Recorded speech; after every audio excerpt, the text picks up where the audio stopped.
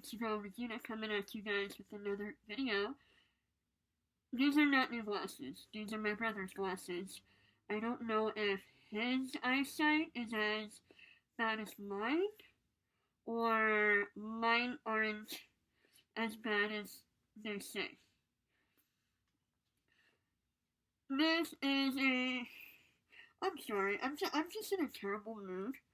The New York City mayor is such an idiot when it comes to deciding how schools should reopen. If you guys want my thoughts on that, let me know. I'll be more than happy to give you my thoughts at this point. Anyway, so this is about the wrap-up on the Indian Readathon. You guys remember I uploaded a video last Saturday on the 15th of August for India's Independence Day.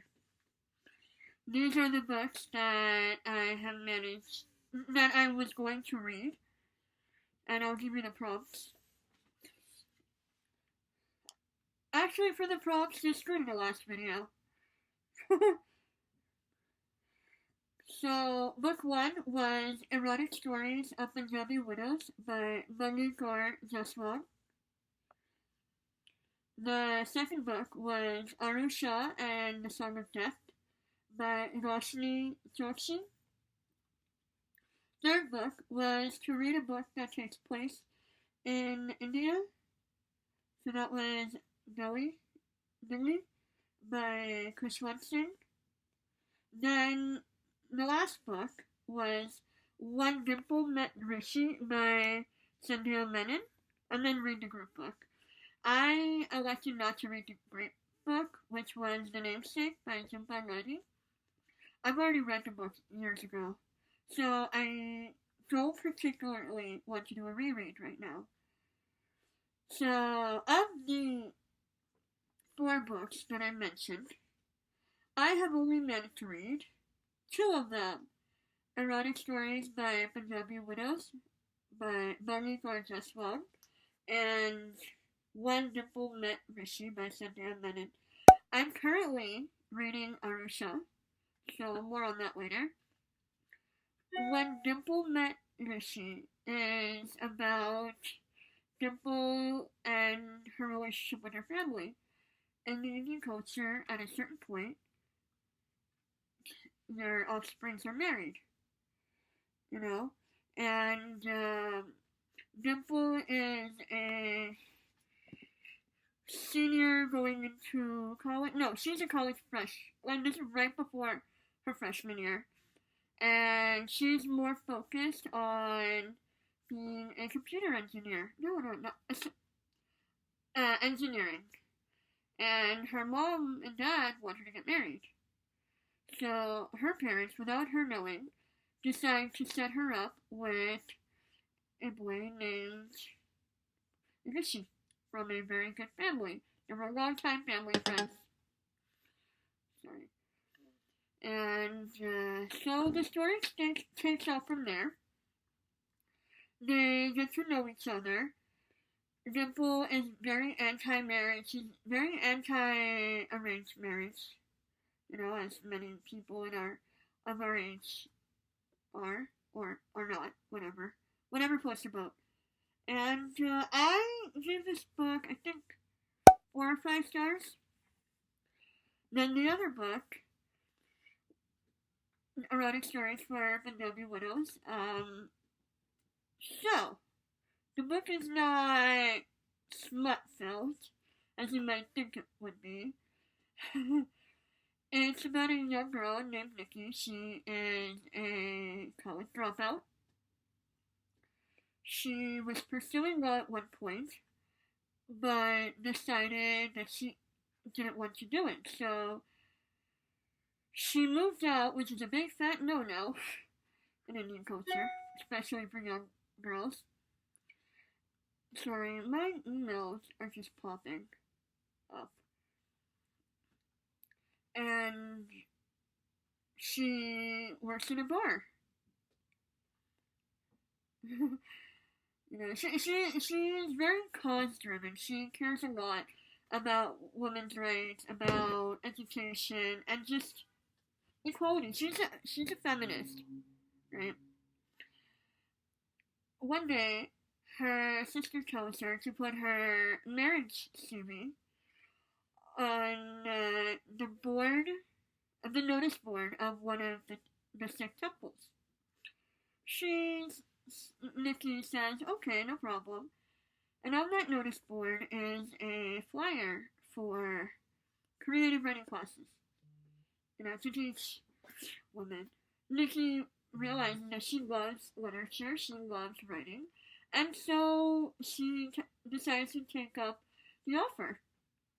What she doesn't realize is that it's a scam because Galinder, the auntie, wants to attract someone to really teach Punjabi widows, Punjabi women, how to read and write. Because a lot of times when you move to another country, especially in a very, very foreign country, when a language is not as similar to your own, you don't always pick up on the language. You would think that the children pick up on it.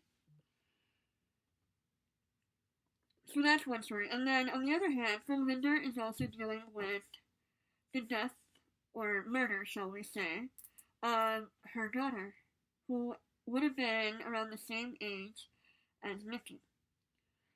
So she's trying to figure out how to solve the case because somebody does not want her to look into the case. It's a phenomenal, phenomenal book. It was really enlightening in some areas, and a lot of times I thought this is quite accurate in terms of how Indian aunties are, because they're not the most nicest bunch of ladies. And it also deals with family pressure, with parents deciding that what they know is best, and kids oftentimes rebelling, which is normal. Again, they don't like when kids do that.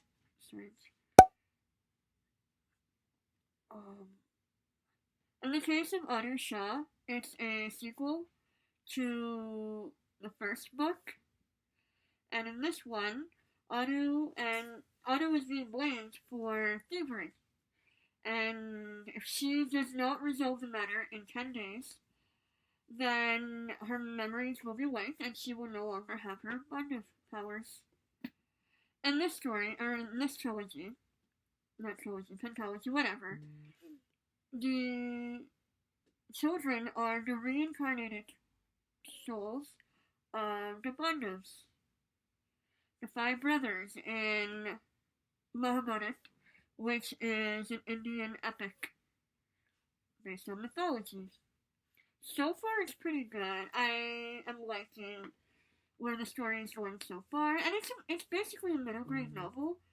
I've just had a lot of things on my mind, hence why I couldn't finish it. But today, I'm going to finish the book. It is on my to-do list. As for Lily, I didn't get around to it. Honestly, I am very comfortable in calling it for August because I am coming off of a reading slump from July, and I thought, I can do it. But what ended up happening was that I got overly ambitious and decided to do 19 books. 19 books. Why? Because I said, let me do the next challenge. Let me do a YouTuber's challenge, Maddie, the book pusher, and then let me do the Indian Readathon. And I think the only one that I even came close to finishing was the Indian Readathon. Because they were very enjoyable, and I liked this challenge a lot, because I got to read Indian authors. And that's not something that I've done quite so much in my life. And, the other challenges were to eat Indian food, listen to Indian music and watch an Indian movie. One of the movies that I watch in Punjabi or Hindi, actually Punjabi, was Sufna with Ami Virk and I forget the girl's name, but such a beautiful and sad movie. Indian music, I've listened to a wide variety of Zach Knight, Mickey Singh, Ami Virk. I've been listening to soundtrack for the last 2 weeks. Indian food, well, night and day, it's always Indian food. I had Aru Gobi, which is potatoes and cauliflower with roti, dal chawal, which is lentils and rice. Basically, my diet is based Indian. So I got the challenges done, which is ridiculously easy. I enjoyed the challenge, or just readathon, and it was a lot of fun. What else? What else? Yeah, I'm going to get started on September's TBR, which is going to be in another video. And I've decided to really expand slash break apart my August TBR and continue that for the next few months. And I will tell you that in the next video. For now, comment, like, subscribe. I'll see you next time. Bye!